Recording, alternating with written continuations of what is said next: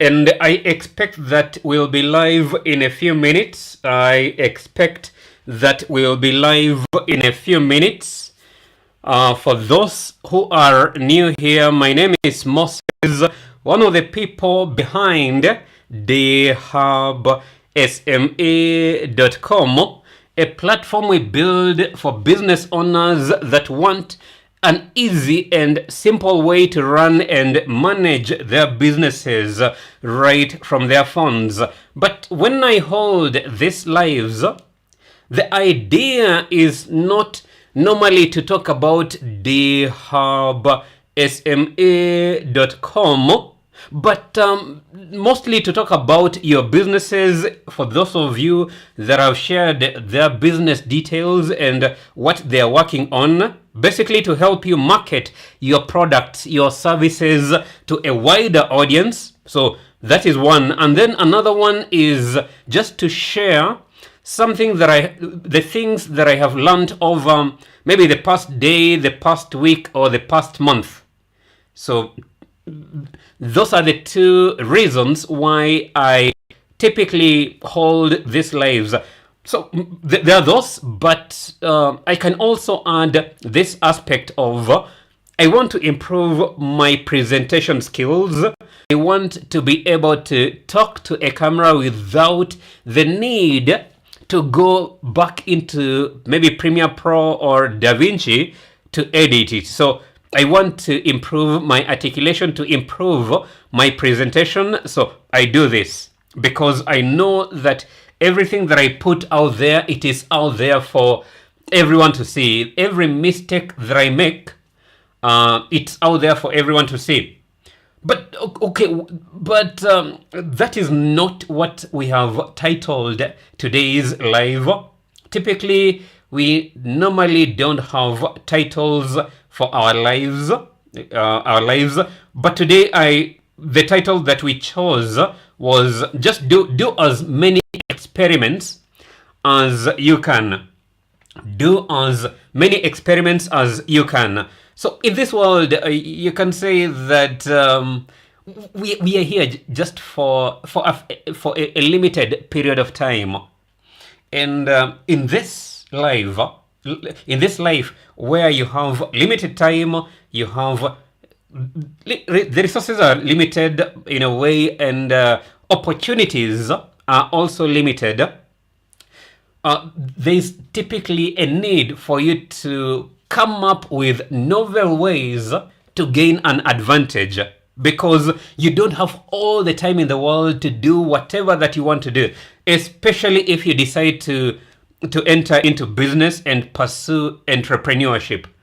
You typically don't have unlimited amount of time, or at least unlimited amount of resources to invest in your idea, to invest in the business that you are building. You don't have a long period of time for you to just keep putting in resources without getting anything back. And because of that, there is need for you to experiment. So don't wait for example, for a perfect ad. Don't wait for a perfect opportunity for you to do this and this and this. I don't know if we are on the same page with that regard. But, the reason why I want to encourage you, it doesn't matter at what point you are. You may be in school, you may be in, maybe you just finished campus, maybe you just started your own business, you just got that job. Don't wait for a perfect opportunity to do a particular thing. Don't wait for a perfect opportunity to maybe pursue a particular goal. Just go out there and start failing. Start doing things that align with your goals, and eventually things will work out.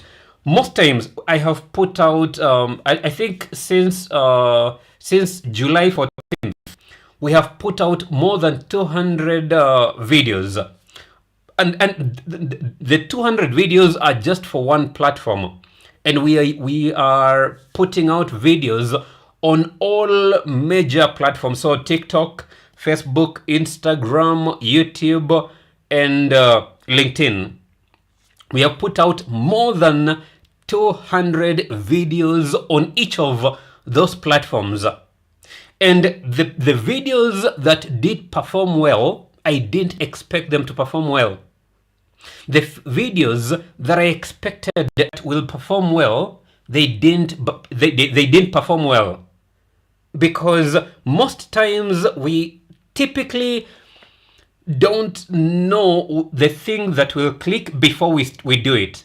Most times we don't know what will work out until we do it. So I did business, for example, in high school, and there was this concept of before you start a business, you need to find a niche, a gap, and try to solve that gap. Try to fill the gap. It makes sense on paper. It makes sense on paper to try to find the gap and then try to fill it. But in practice, that is not how you start a business. That is not how you run a business. So you first need to start a business in the area you are familiar with. You first need to start a business with a business that you can run without too much hassle, too much pressure. And then in the process of running that particular business, you'll be able to identify things that people want. Not just that people want, you will be able to identify things that people can pay money for. I don't know if I'm making sense. When most people that will tell you, most people that will be like, I want to buy this, I want to buy this, most of them don't have the money to buy the thing that they are telling you about. If they had the money, they will have bought the item already. Only people that don't have money to spend have a shopping list of, and only, okay, let me repeat that. Only people that don't have money to spend have a wish list of what they expect to buy. Only those people will tell you what they'll want to buy from you, because they don't have money to spend at that particular point, at that time that you're talking with them. If I, for example, let me say I need Air Force, the shoes. I don't. If someone asks me what kind of shoes I'll be interested in buying, I don't. If I have the money, I don't need to tell. Yeah, I can tell them I need Air Force, but by the time I'm telling them, if I have the money, I'll have ordered them. So the people that most of the time give you ideas on what you need to do before they get something from you, they don't have the money to spend on that item.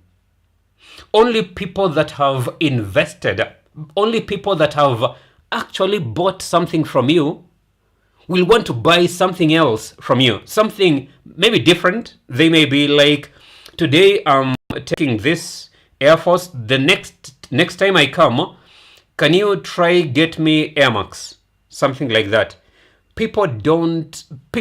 Most people, at least from the circle, sorry about that, from the circle, from my circle and the people that I have interacted with, people that have money don't have wish lists. People that have money ready to spend on a particular thing don't have wish lists.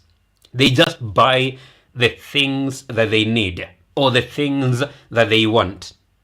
And because of that, it means that if you're planning to start, for example, a business, you just need to figure out what you're comfortable with, your budget, and the area of business that you want to go into and start. You can start small as you learn more about the market and about the industry and what you need to work on. And when you start that particular business, you can adopt dayhubsma.com to help you manage and run various operations within your business with ease right from your phone. But my point is not to talk about dayhubsma.com. My point is just you need to experiment. You need to go out there and experiment. And after buying, for example, after starting that particular business, don't wait for a perfect ad. You can take photos of the items that you're selling, share them on social media. Don't wait for you need a perfect, for example, website to do this and this and this and this. Utilize social media to market your products. Utilize these lives. You can tell us about your product and we'll share them with other people. And just find ways to get word out there that you're offering a particular service, you're offering a particular good, you're selling a particular good, you're offering a particular service. Find a way of getting word out there on what you're actually doing. Don't be afraid. Don't be afraid of speaking before a camera. If you are, you can reach out to us. We'll help you market. We'll help you just reach a wider audience. You can inbox us, you can send us a message, you can share your details in the comment section, and we'll share. Our goal is to help as many people as possible view entrepreneurship as a viable path that they can pursue. So be it as a main source of income or as a side hustle. And the reason why we build a platform like dayhubsma.com was to help such people like you that want to run your business, learn about the business while doing other income generating activities. It's because we wanted you to run your business in a cost effective way, without any hassles, without any struggles. That is why we build that particular platform. But my point, the point that I'm trying to drive home as you go into 2026, it's about a week away. As you go into 2026, just ensure that you experiment as much as possible. Run as many experiments as possible. And this is the message that I normally tell my students. I normally tell them that when you go to a lab, for example, when you go to a lab to perform a particular experiment, for example, you're not there to learn. Okay, you're not there to shoot shots in the dark. You're there to try to test your assumptions. You are in the lab performing experiments to test your assumptions, to find out what actually works and what doesn't.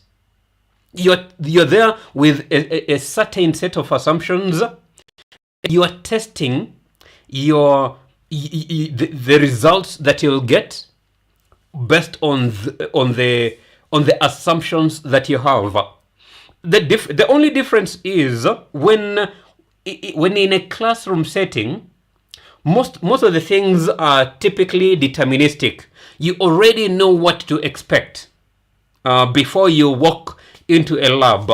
But in a real world scenario, especially if you're not dealing with electronics, and when I talk about electronics, I talk about it in terms of you're testing them to find out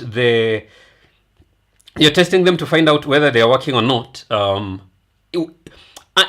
In a real world scenario, typically you don't know what to expect. When you walk into a lab in a school setting, most things are typically tested. The people that are in the lab already know whether a particular equipment is working or not. They already know whether a particular circuit is okay or not. But in a real world setting, you need to test everything. You need to test the equipment. You need to test every aspect, everything that you'll be working with, and see whether they align with your assumptions. And when you come to the business setting, for example, when we're talking about businesses, there is never a right or wrong answer. There's never a particular way of doing things. The only right way of doing things in a business setting, for example, is doing things. Just break things. Walk into a room and ensure that at the end of the day, there's a particular objective that you had for that day, and it has been met. If it's about reaching 20, 30, 40 customers, ensure that goal has been reached. That is, success is not measured by someone else in a real world scenario. Success is measured by the goals that you set for yourself, by how much you want to achieve, what you're doing to achieve what you hoped for. It's not measured by someone else. It's not determined by a teacher, a lecturer, or all those things.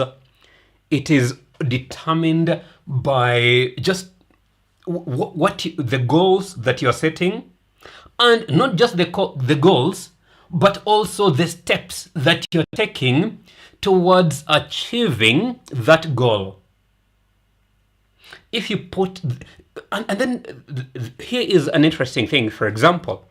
So in a real world scenario, when you walk out of college, when you walk out of campus, and there are those of us that are already in the industry, in the real world, what we're dealing with is just your commitment. The more you commit more time toward a particular activity, the higher your chances of succeeding.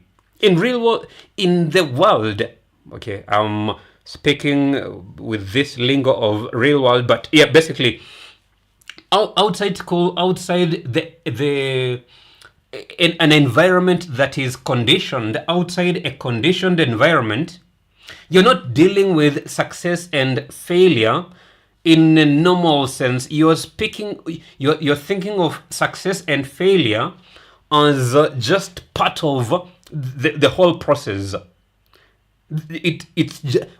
When something fails, you don't dwell on that failure. You don't. It doesn't condemn you. That failure provides you with valuable information you can use to work toward achieving that success. And success is also determined by you. It's up to you to decide whether you want to remain a small kiosk, a small general store. It's up to you to decide whether you want to consume and eat all the revenue that comes into your business, or reinvest back in the business. It's up to you to decide whether you want to use the revenue that you generate to pay for all your expenses, or you want to reinvest it back. Everything is determined by you. But every decision that you make affects, or rather impacts, your chances of either succeeding or failing. You may have more success in the short term, but if you're not careful, in the long term, you may fail. Sometimes you may win many battles in the short term, but if you don't learn from those battles and take notes, it's as you prepare for other battles that are part of the war. The war, in this particular case, we are talking about the business that you have started. We are talking about your grand vision, why you started that particular business. If you are just focused on the battle and just enjoying the spoils of war that you have won in a particular battle, if all that you're doing is enjoying the spoils without putting some in store for the next battle, you may end up losing the war, and that loss is typically it's usually very, very devastating. If you just consume all your spoils and forget about the war that you're fighting, forget about the vision that you had when you started that business. I don't want to be motivational, but I'm just trying to tell you that so don't forget, don't ever wait for a perfect opportunity to do anything or something, for that matter. That is one. Two, the second one is do as many experiments as possible. Fight as many battles as possible because every battle that you win brings you closer to winning the whole war, to achieving your goals. And maybe another thing is don't consume all your spoils from every win of the battles that you're fighting, because after every valley there is typically a mountain that you need to climb, and because of that you need to be strategic. What you're doing in the world is war, the battles, and you win one. When you win one and focus too much on it, you may end up losing the war. You need to win, celebrate, and then start looking for the next battle. Don't wait on your feet. Don't wait for a perfect opportunity to fight a particular battle. Don't wait for a perfect opportunity to do something. As I said before, most of the videos that I expected will do well didn't perform well. But those videos that were a bit shaky, that were a bit substandard, sometimes ended up performing better than those videos that we put in too much effort. And it's not like the qualities were any different. It's not that it's not like the messages were any different. It's just that, yeah, sometimes things that will work out may surprise you. The only thing that I can do, being in that position, is just learning from what I've done, trying to put myself out there, fighting as many battles as possible, because if I win enough of those battles, eventually I'll bend the wheel of war into my favor. And that is a message that I wanted to share it with you. Maybe you're a bit discouraged, maybe you're a bit weary at this particular point in time. We are just about to end 2025. I'm just here to encourage you that if you're alive today, if you are alive now and listening to this, there's nothing that is out of reach. It's not over yet. If you have time to eat tonight, if you have time to look at your Excel sheets today, if you have time to look at your phone today, it's never too late. Just from today, just purpose to do as many experiments as possible, and not just in one department, but in every aspect of your department, in your area of work. So if it's about if you have a business, for example, and a customer is coming over, try to experiment, try to upsell them, If they're buying salt, try to ask them about cooking oil. Just experiment. Carry out as many experiments as possible, and then magic, wonders. You'll achieve wonders like never before. And this is not just a message that I'm telling you. I was talking to a friend of mine, and I was advising them to write as many applications in the new year as possible without tiring. Just apply to as many positions as possible, and the more you apply, the more you increase your chances of landing a job, for example. And if you're in business, the more you put yourself out there, the more you do experiments that will increase your sales, that will increase your knowledge of the area that you're in, the higher your chances of succeeding, the higher your chances of achieving your dreams for 2026. And let us not wait until December for us to start working on our dreams.